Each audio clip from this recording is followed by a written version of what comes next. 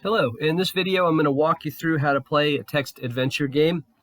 This is a simple demo game that I do with all of my classes, and I do it as a group where I have somebody type the commands and I project it up on a screen, and then people will suggest various commands to try. I will kind of turn that suggestion into language that the parser might understand, and then someone will type it in and we'll see what happens.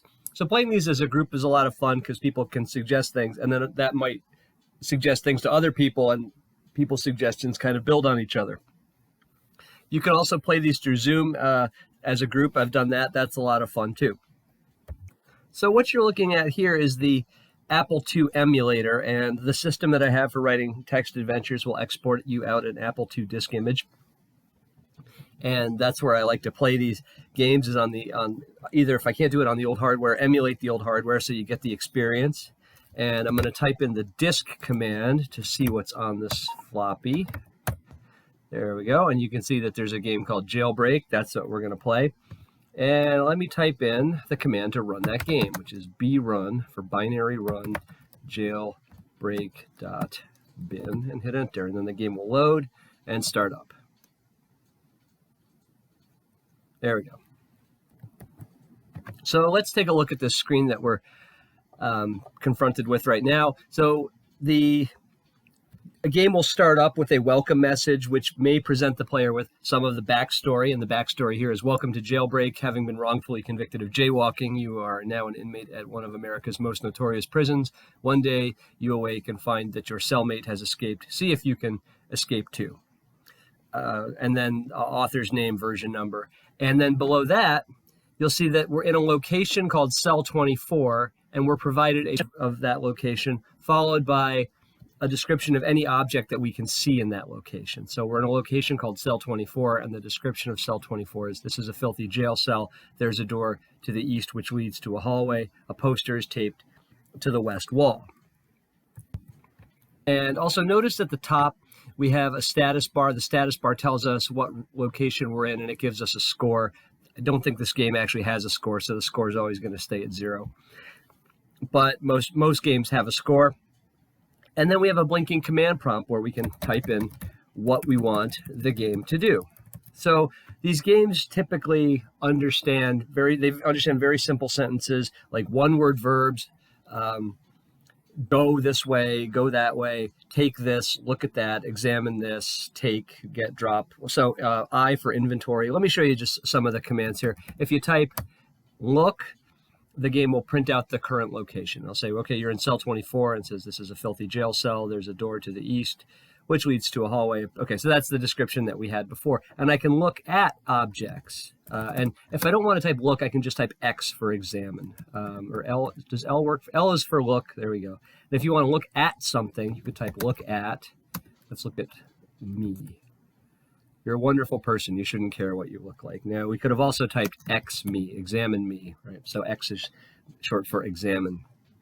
We could type anything we want, right? And the worst thing that happens is that the program just does not understand it, and that's fine. You can type all sorts of ridiculous stuff. Talk to self.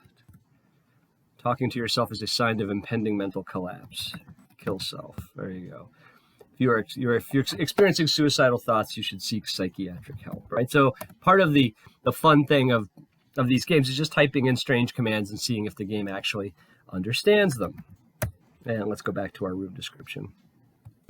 So what other commands do we have? We have I for inventory. That'll show you what you're carrying. And you can move around north, south, east, west. So north, right? But we can't go that way. Well, what else did we have in this room? We have a poster that's taped to the west wall. Okay, so let's examine the poster. This is an old travel poster showing a tropical island with a white sandy beach. It appears to rustle as though there's air moving behind it. Aha. All right, so that may suggest what we might want to do. So sometimes people will type, they'll say, rip the poster. Okay, rip poster off wall, right? And the thing is not really going to understand that. So you have to kind of take that complicated thought and kind of distill it down or simplify it into something that the game will probably understand. So let's try take poster instead. Taken. Taking the poster reveals an escape tunnel leading west. So let's type look again and see what's going on here. So now our description of cell 24 is, this is a filthy jail cell. There's a door to the east which leads to a hallway. In the west wall is an escape tunnel leading west. All right. So now I have a direction I can go. Right. Before I couldn't go in any directions, but now I can go west into the escape tunnel. So notice now I'm not in cell 24 anymore. I'm somewhere else. I'm in the escape tunnel. And it says you are in a narrow escape tunnel, which was apparently carved out over many years using a plastic spork. It leads up into an air shaft and east into cell 24. So let me try to go back east, and you can see now I'm back in cell 24, and I can go west, and I'm back in the escape tunnel. So it's not like a choose your own adventure where there's kind of one path, and once you go upstairs to the attic, you can't go back. Like you can only go in the directions the book tells you to do that are available. And this you can navigate freely. So our escape tunnel tells us that we can go up into an air shaft or south into, or east into cell 24. So let's go up because that's the only other way we can go. So we are now in a location called air shaft. You are in an aluminum north-south running air shaft. To the south, you can hear the swooshing sound of fan blades forcing air through the prison ventilation system. The shaft leads down into the escape tunnel. So the room description tells us that we can go north or south, or we can go back down into the tunnel. And it says that we hear fan blades to the south. So now if you're thinking about, I can't remember how to get back to cell 24, that's when you open up, or you take a piece of paper and a pencil and you start writing down the rooms and what you found there and how they're all connected, or you open up some software like I've got in the background here called Trizbort, where you can map all of that stuff out. So part of these games is the exploration. These games are very, very, much loved by people who enjoy mapping and exploration. So I always ask people, should we go south? And some people are like, I don't know if that sounds like a good idea. Then somebody's like, do it. So let's do it. Let's go south. And we're in a location called fan blades. As the giant fan blades chop you into little bits, your last move seems in retrospect to have been a bad idea. You have died. Let's try this again. So instant death, right? We went into, the game told us going south is probably a bad idea. We went south and the game killed us. And then it put us back in cell 24 to start over again. So do I still have my poster? Yes. So if I type I for inventory, you can see we're still carrying the poster. So let's go back west up, and now we're in the air shaft. Now we know not to go south, right? Because south will kill us. Let's go north. Now we're in a location called junction. You're in a T-shaped junction in the ventilation shaft. The air ducts lead east, west, and south, right? So if I go south, I just end up back where I was. If I go west, air shaft. This is a dead end, and an air shaft to the east is a junction, right? So there's just it's a dead end here. There's nothing here. Let me go back. So part of the big part of this game is mapping out the game space and cataloging what you find, and then figuring out how you're going to use that. So now we're in a location called East Shaft. You are at the eastern end of an air shaft. You can go west or drop down into what appears to be the guard's break room. Below, you can hear faint snoring. Interesting. What if I type listen? You hear snoring. Okay, interesting. All right, so there's a guard down there, but he's probably asleep. Can we try to look down? I don't know. I don't know the word look down. But I mean, look works, but it doesn't tell us very much. So we're just going to have to risk it. Let's go down. So now I'm in a location called break room. This is the guard's break room. There's a hallway to the east. To the west is a storage closet. Above you, a missing panel leads to an air shaft. A guard who's supposed to be on duty is sleeping in a chair. Let me try to go back up into the air shaft, and you'll see that I can't, right? So it's like it's a one-way connection. Just because I went down doesn't mean I can go back up.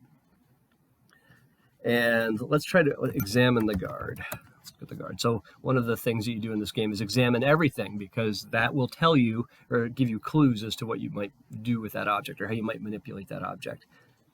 The prison guard wears a blue uniform dress shirt with black pants. Okay, so he's just kind of there sleeping in a chair. And somebody always says, shank the guard, kill the guard, strangle the guard. Let me try shank the guard.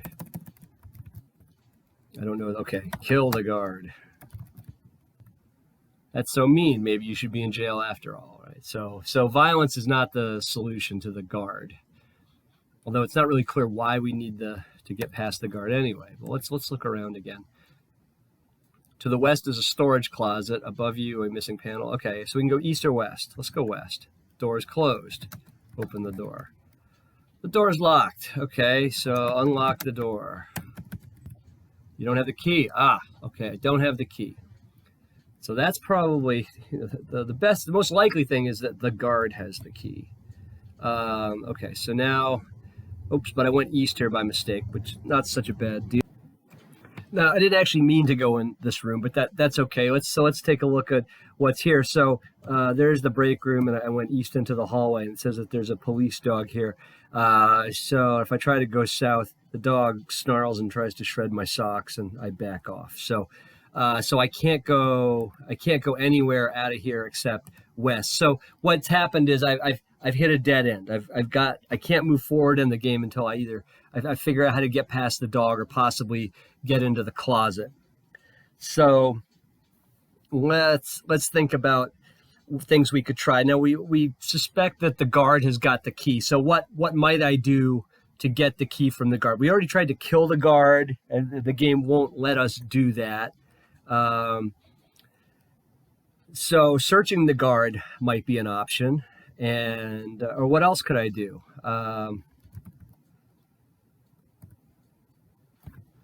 So I yelled. I tried to wake up the guard, and seeing that I was out of my cell, the guard flees in terror. As he flees, a key falls out of his pocket. Now it turns out search the guard would have worked also. So there's two ways to get the key from the guard. You can wake the guard up, and then he'll be terrified that you're out of your cell, and he'll run away dropping the key, or you can just search the guard and he'll stay asleep, but then he won't have the key anymore. So let's type I for inventory here. And the key falls out of his pocket. Okay, so I don't have the key. All right, but the key, if I look, you can see there's a key here. So let me say take key, taken. Okay, so now I'm carrying a travel poster and a key, and now I can unlock the door. There you go. And I'd say if you're designing your game, don't put more than one door adjacent to a room, because then unlock the wooden door, unlock the metal door. It gets annoying. All right, so we managed to unlock and open the door. So now let's go west into the storage closet. Oh, and there's a box of sausages. Now I hope everybody knows what sausages are. They're these little hot dog things that dogs love. And they used to have very funny commercials, and even a screensaver. I had the sausages screensaver on my computer. At random intervals, a little dog would pop up and say sausages. So let me examine the box, because in these games you examine everything. Dogs ask for them by name. I'm gonna take the box. Eat sausages. Sausages. Okay, so let's go back to the break room. You notice the guard's not here anymore, and now we have some idea about what to do with the dog, right? So let's, so we've got a dog here. What if we feed the dog? What if I type feed dog? The dog gleefully devours the sausage and starts wagging his tail. Okay, so the dog is happy now. And am I still carrying the sausages? Yes. And I could have also said, like, give sausage to dog, or feed sausage to dog. So the game would have understood several ways to express that idea of feeding the dog. And when you design these games, you want to make sure that that there are multiple ways. If there's multiple reasonable ways that an idea could be expressed, that the game will handle that. So otherwise, you're playing this thing. It's a game called Guess the Verb, where you have to figure out the exact sentence that the game designer wanted you to type, and that gets very frustrating, especially when other possibilities are equally equally valid. They make just as much sense. So, and now notice that the dog is happy now. So if I try to go south, the dog will let me go south into the laundry room. There we go. Let me go back to the hallway. And you can see the police dog is still, it still says that he's eyeing me with hostility. But what if I pet the dog? The dog wags his tail, right? So if I had tried to pet the dog before, the dog would have snapped at my hand. That's so what we've got here is the dog exists in two states, like a hostile state and a friendly state, or a happy state and an angry state. And that's one thing the game is keeping track of, right? So when you write your game, you have to say, okay, what states do I have to keep track of? What do I, like the score is, something you have to keep track of. Your health might be something you have to keep track of. Maybe how much oxygen you have left, or how many arrows you have left. Those are, or is something, on or off, right? That is going to be stored in something called a variable. It's just a piece of information or piece of memory that stores a value for you. So this game is storing the state of the dog. So now the dog is happy. And then someone always says, like, kick the dog, right? It's like, this program does not tolerate cruelty to animals. So you want to build in funny stuff like that. Like, don't just build in the path from the start to the end. You want to handle all the fun stuff that people are going to try, because that really is what builds the bond between the game designer and the player, is that idea that the player tried something crazy, but the game handled it. And then you think, oh, okay, the game designer saw that coming, so we must think the same way. And it really kind of helps the player form kind of a bond for the game. So let's go. Oh, and then remember I said in a text adventure game, you want to examine everything, because that gives you clues as to what you might want to do with it. So let's examine the dog. We never actually looked at the dog. And it says, upon closer examination, the vicious guard dog turns out to be a Chihuahua. And then I ask people, does anybody have a Chihuahua? And somebody always does. And I say, do you ever pick your dog up? And they're like, yeah. So taken. There we go. Now we're carrying the dog around. And that was actually a bug, but it was funny when I found it. And I just thought, oh, you know what? I'll work that into the game. So that was kind of a happy accident right there. And everybody seems to like the fact that you can pick up the dog. So now let's go back to the laundry room. And it says that to the south is a rolling steel door, but it's closed.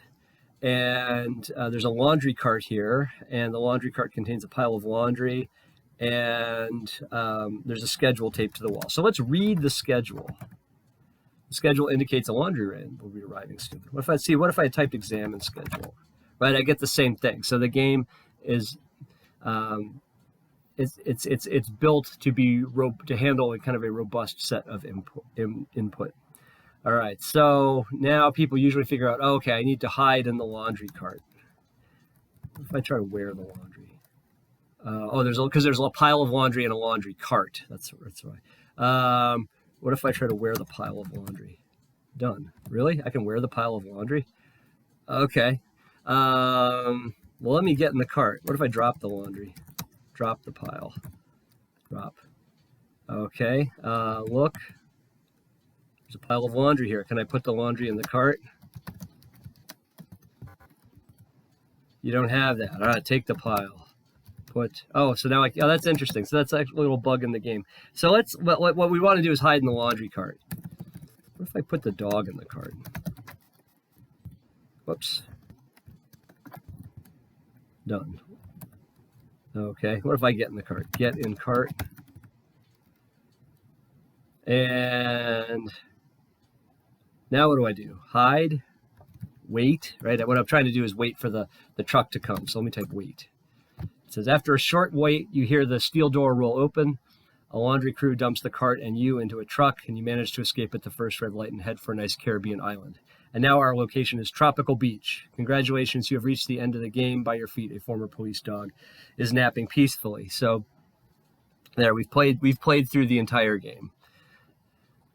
And so notice that there were some puzzles, some barriers we had to get past, and there were multiple ways to get past those barriers. And then there was some kind of off the standard path through the game stuff, like trying to kill the guard or kick the dog or whatever stuff, eat the sausages. All those little funny things were built in there that kind of made the game feel a little like it had a little bit more depth. Now let's pop back over to, I'm going to pop over to Trizboard here. Trizboard is mapping software that I used to make this game. And here's actually the map for the game. So you might not realize that we had this many locations, but we started off in the cell and we had to get into the tunnel. And from there we went up into the air shaft where we could go south to the fan blades and die, or we could go north. And then we had to sort of navigate around. And then once we were inside the cart and we waited, we would get teleported to the beach. So that's how this is how the game is structured. And notice that the doors are objects, or doors are actually rooms.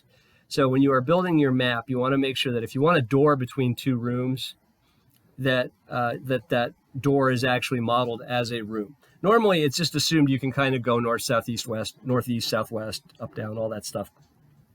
And you don't have to open a door every time you do it. Doors are kind of there to act as barriers to make you go find a key or kill a guard or, I don't know, pull the right rope or something like that. So doors are really there to be kind of barriers or puzzles, and they exist as they are rooms themselves. And what happens is when you try to go from one room to another room, the game will say, oh, wait, hang on, that thing is actually a door, so I've got to do all the door checks. And if the door checks pass, then it teleports you through to the room on the other side of the door. So that is how doors work. And there's a whole video on how to get that going. So this is what you want to make. An old school game like an Infocom text adventure game might have as many as 80 rooms, 40 objects, 40 ways to kill yourself. We're not trying to make something that big. We just want something maybe this size, maybe a little bit bigger, a couple of puzzles. But there's a whole video that explains how to make one of these maps. And there's one other thing that I'm going to mention here. If you're looking at the door and you're like, why does it have an LXD after it in brackets? The square brackets indicate the properties of that object. So the door has certain properties on it that are specified in the square brackets. And, oops, let me zoom in on that here. So the LXD means it's a locked, closed door. So when you import this into our text adventure development system, the object will be called door, but it will the flags for that object will indicate that it is a locked, closed door. Let's look at the poster here in the cell.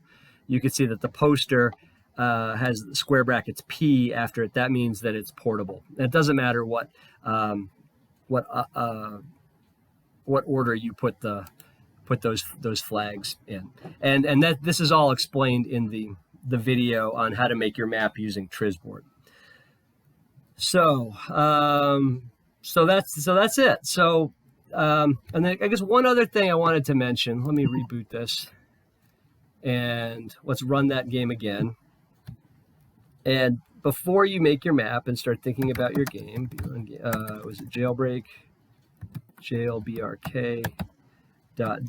This was just a demo game, right? It was not meant to be the full text adventure experience. It was an idea. It was a game designed to give you an idea of how to map these things out, how you interact with the game, what kind of puzzles and objects you would find in such a game.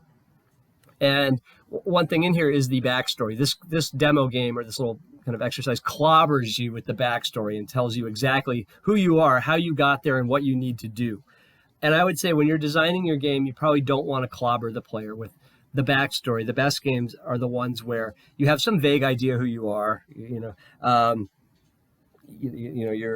ensign so and so from the Stellar Patrol, and you're answering a distress call or something. But you don't want to tell the player exactly what the backstory is and what they have to do right at the start of the game. The part of this, what makes these games fun, is the writing, and you want the story to be revealed to the player as they play through the game, and that makes the game more rewarding, and it rewards the player for pushing forward into the game and makes them want to push even farther into the game. So just like a good book, you don't tell the player everything that's up front. You have these reveals that are exposed to the player as the gameplay progresses. So just keep that in mind as you're thinking about the plot for the game that you're going to design. So there you go. That's a simple walkthrough of a text-based adventure game.